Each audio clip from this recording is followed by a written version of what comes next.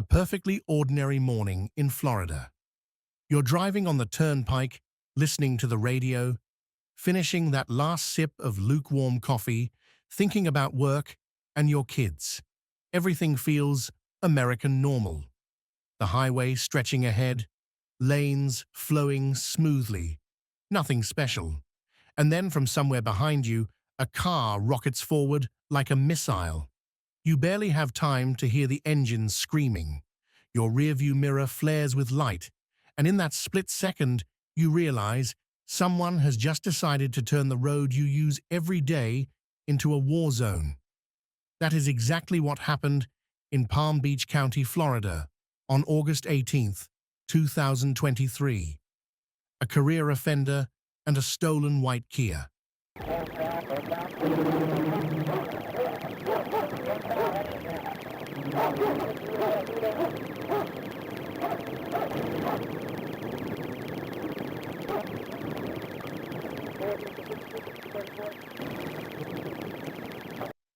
That day, the Florida Highway Patrol, FHP, got a call. An armed carjacker was fleeing up the turnpike in a stolen white Kia. Fort Lauderdale police were already in pursuit. But when FHP units picked him up near mile marker 94, the game jumped to a whole new level. The driver, later identified as Lise MacArthur Corker Jr., 34 years old, showed no fear and absolutely no respect for anyone else's life. He sliced across lanes like he was playing a video game, jumped onto the shoulder as if it was his private lane, and shot through traffic like everyone else on the road was just an obstacle. 9-7, remind those units school zones. Remind them school zones if the helicopters... You basically made a U-turn back on God.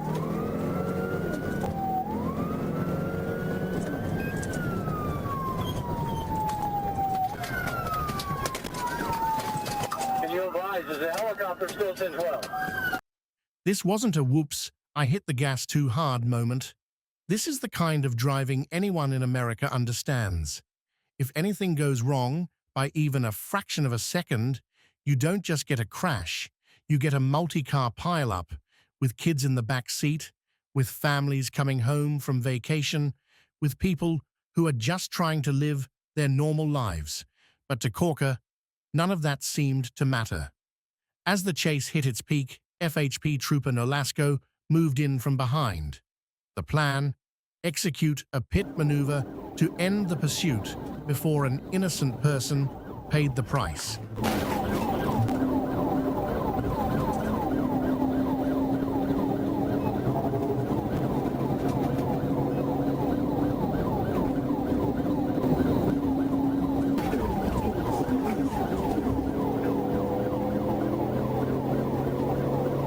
Near mile marker 97, everything seemed under control. But the problem with someone as reckless as Corker is simple. He's willing to do anything, including wreck himself, as long as he doesn't get caught. Just as Nolasco was moving into position, Corker slammed on the brakes. In a few short seconds, the momentum flipped. That sudden braking shattered Trooper Nolasco's strategy, badly damaging the Dodge Charger and forcing Nolasco out of the chase. In reality, here in America, we talk a lot about officer safety, keeping officers safe. But we rarely think about decisions like this. A trooper is forced to back out, not because he doesn't want to keep going, but because if he pushes in anyway, he might be the next victim. And that left the stage for two others. Yeps.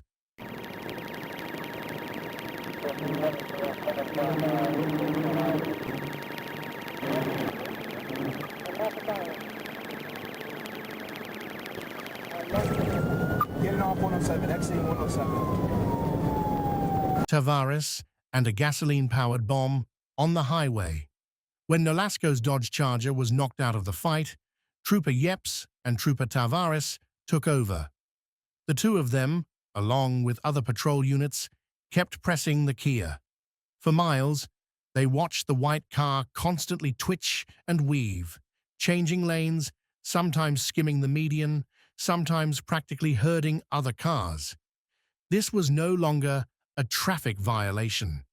This was a gasoline-powered bomb moving down the highway. One memorable detail. A truck driver actually tried to block Corker.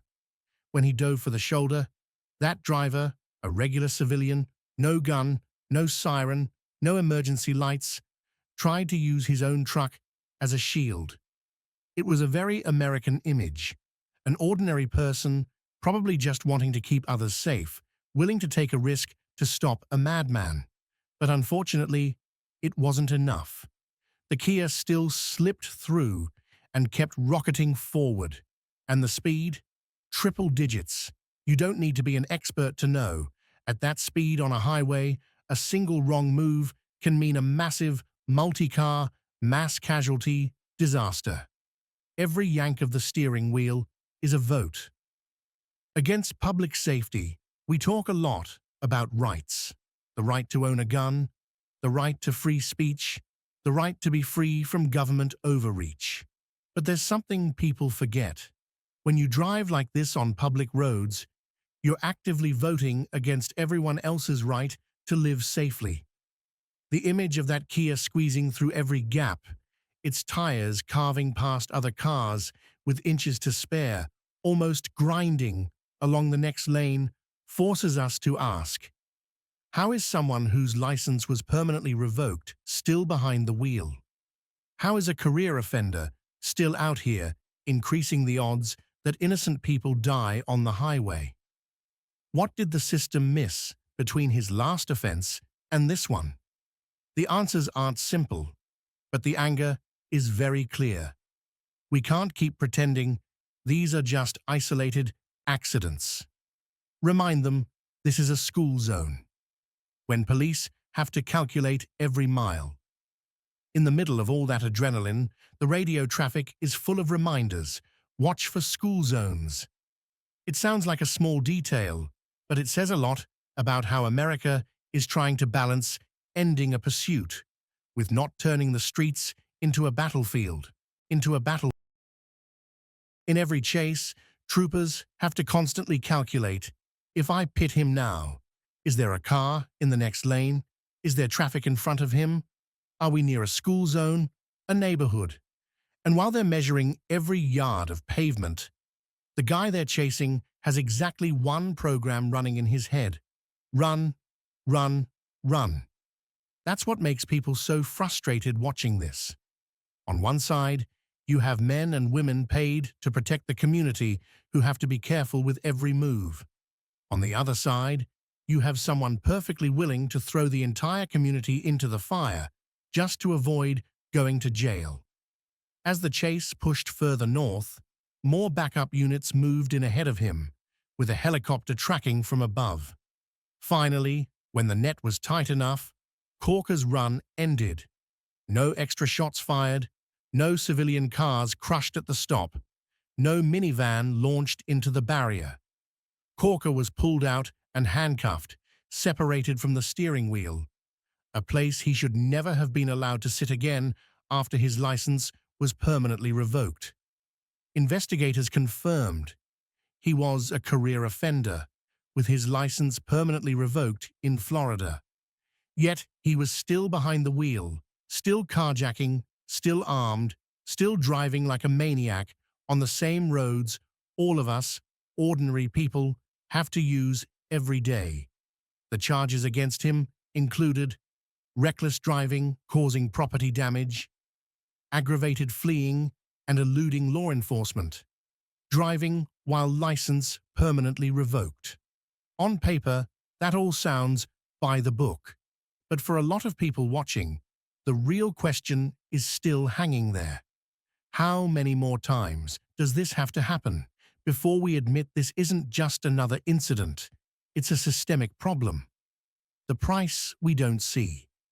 On the charging documents, the video stops when Corker is arrested. But in reality, the story doesn't end there. How long will it take for the drivers on that highway to feel okay again, driving the turnpike without flinching every time headlights flare in their rearview mirror? That truck driver who tried to block the suspect. If there had been a collision, he could have died, and the report might only say, vehicle involved in collision. The kids in the back seats, watching police cars, flashing lights, sudden braking. They'll remember Florida highways not as the road you take to the beach, but as a place that can turn into an action movie at any moment. None of that shows up in the charging documents. You don't see it in the dollar figure for property damage, but it's all part of the price society pays. Here in America, we're proud of having professional law enforcement, advanced tactics, and solid technology. The PET maneuver is one of those tactics, trained, written into policy, and used with a clear goal: end the threat as fast as possible. But every time a chase like this happens, especially when the person behind the wheel is a career offender with a permanently revoked license, a part of us wants to ask, why do we always wait until things hit 100+ miles per hour on a highway before we clamp down? Have our supervision, probation, courts, and prisons really done enough to keep people like this away from the wheel? Or are we just letting them roll the dice over and over, hoping that this time the pit will be on time, the helicopter will be overhead, and no innocent person will die? A lot of people watch corkers chase and just think, there goes another idiot who likes to run. But anyone who's lived in America long enough, especially those who've seen a pursuit happen right in front of them, knows this. What happened on that turnpike isn't just Florida's story. It's America's story right now. Why do cases like corkers happen so often? If you look at the stats from multiple states, California, Texas, Florida, Georgia, Arkansas, you'll see a disturbing pattern. High-speed pursuits are on the rise, not a small bump, rising enough that departments are changing policies, buying new equipment, and training more officers just to keep up with how crazy criminals and some completely irresponsible drivers are acting out on the roads. Why? There's more than one reason. 1. A legal system that makes it too easy for repeat offenders to keep doing damage. Corker had his license revoked permanently, and he still drove. He's a career offender, and he was still on the road, able to steal a car, carry a gun. Clearly, there's a gap between sentencing, enforcement, and supervision of repeat offenders. Something important is getting lost. 2. Too many people believe, if I run, I might get away. This is a street culture problem, especially where small-time crime is common. A lot of offenders believe, if I go fast enough, if I change lanes constantly, if I jump to the shoulder, if I cut through school zones or crowded areas, police will back off. For years, sometimes they were right. A lot of departments backed off chases to protect civilians. The result? These drivers took that as a lesson. Just run, and you've got a shot. 3. Social media turns everything into entertainment. YouTube is full of videos like police chase compilation, crazy pit maneuvers, no mercy pursuit. Criminals watch those too. They think it's a game, but on a real highway, there's no respawn, no restart race. Pit maneuver, a necessary tool, but also an ethical test for America. To be blunt, pit is not a toy. It's a deliberate move, calculated based on vehicle dynamics, requiring the right speed, right angle, right timing. And if you're off by just a few inches, you can flip the suspect's car, shove them into civilian traffic, or send them into a crowded area. Troopers have to do this while their adrenaline is spiking, while the radio is blowing up, while they don't know if the suspect has a weapon, and while hundreds of innocent people share the same stretch of road. And in that moment, we, as citizens, still expect them to do it flawlessly, down to the last inch. In Corker's case, The first pit failed because he slammed the brakes. That cost the trooper his car and forced him out of the chase. But from the trooper's perspective, he can't just ram the suspect head-on, because that's likely to kill someone. He can't slam the suspect into the barrier if he isn't sure about the traffic on both sides. He also can't just give up early, because letting the suspect go equals throwing hundreds of other people into danger.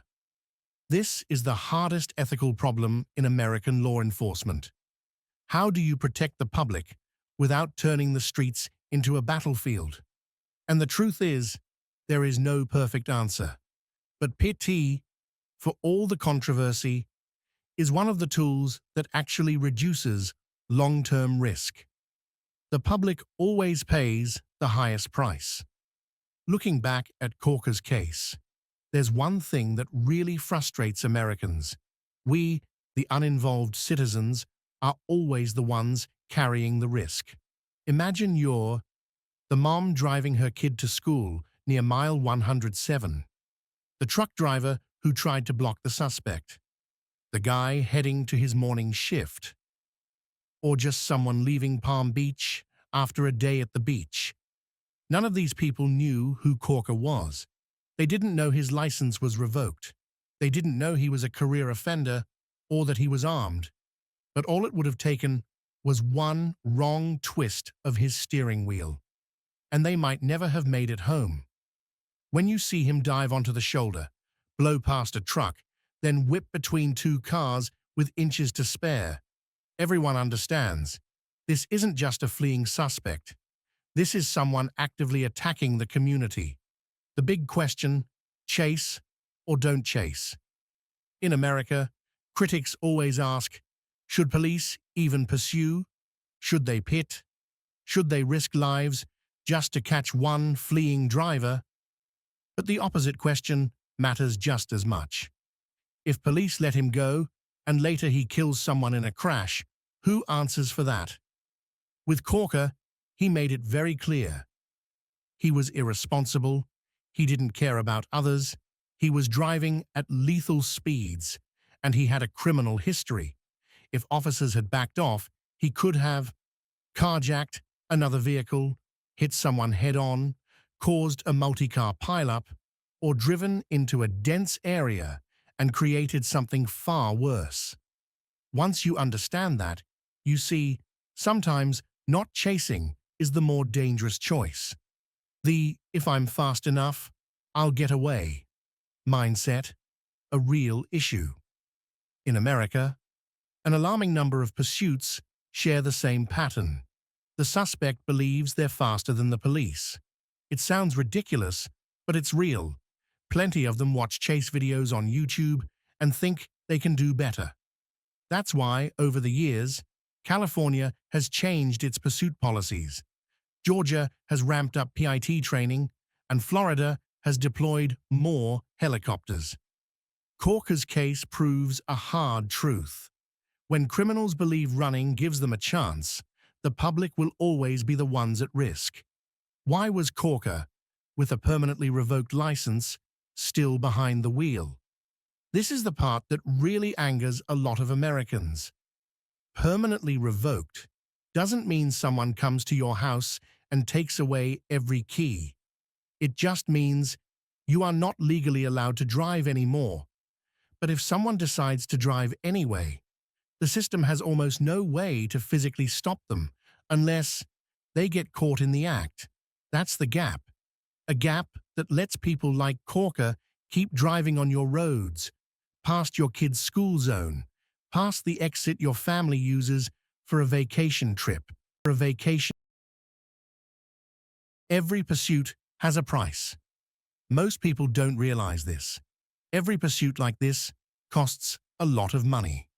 Hours of officer time, helicopter fuel, patrol cars damaged or totaled, lawsuits and legal exposure, investigative and administrative costs after the fact, and above all, the risk of death. But if there's no pursuit, Corker just keeps going. And a crash at 110 miles per hour can tear a family apart in half a second. So yes, it's expensive and it's dangerous, but America still has to maintain a strong ability to pursue. Viral clips don't tell the whole story. The day Corker was cuffed, videos hit the internet everywhere. Pit used with no mercy. Florida troopers don't play. Career offender shut down. But those clips only capture the moment. They don't show the kids who were almost hit, the drivers who had to swerve hard to avoid him, the troopers who carry the mental weight of what might have happened, the families who could have been planning funerals if that Pit had been 5 seconds too late. And most importantly, they don't address why someone like Corker was out there on that road in the first place. A strange moment in American crime and justice. America is going through a very strange phase. Street crime is rising in many major cities. Repeat offenders make up a big portion of the problem. Many state laws get slammed as too soft. Prisons are overcrowded. Police are told to show restraint and still protect the community. It's like telling a firefighter, go save everyone, but don't get anything wet. In today's America, Corker's case is not just Florida's problem, it's a small snapshot of the bigger clash between individual freedom and public safety. And as long as that clash goes unresolved, these chases are only going to become more common. So, what should we, as regular people, learn from this? 1. Don't treat these pursuits as entertainment. This isn't just cool footage, these are real lives on the line. 2. Understand that PIT isn't about no mercy, it's about last resort. If there's no PIT, there might be a funeral. 3. Recognize the system needs real fixes. Better tracking and control of repeat offenders, better enforcement around revoked licenses, better tools and training for law enforcement. 4. And most importantly, never fool yourself into believing, if I run, I've got a shot at getting away. When you do that, you're not just fighting the cops, you're turning against the entire community that shares the road with you. The chase ends. But the question remains. The chase ended when Corker was arrested, but the bigger question still hangs over the whole country. How long are we going to accept an America where dangerous people treat our roads like their personal playground? And as with every fight between the law and those who break it, one thing hasn't changed. Police can use a pit maneuver to end a chase, but only society can stop the next one from starting. Thank you for staying with us all the way to the end of this video. If stories about high-speed chases, split-second life or death decisions by law enforcement, and hard lessons about public safety make you think, that's exactly why this channel exists. In America, every pursuit isn't just an intense scene. It's a reminder that our safety depends on people who stand in the middle of danger to protect every mile of road we drive. And if you want to keep following real stories, honest breakdowns, and angles that don't shy away from tough questions, hit subscribe, turn on notifications, and stay with us for the next videos. Every single subscription helps this channel bring you better content, deeper stories, and perspectives that mainstream outlets usually skip. Once again, thank you for riding along with us. See you in the next video.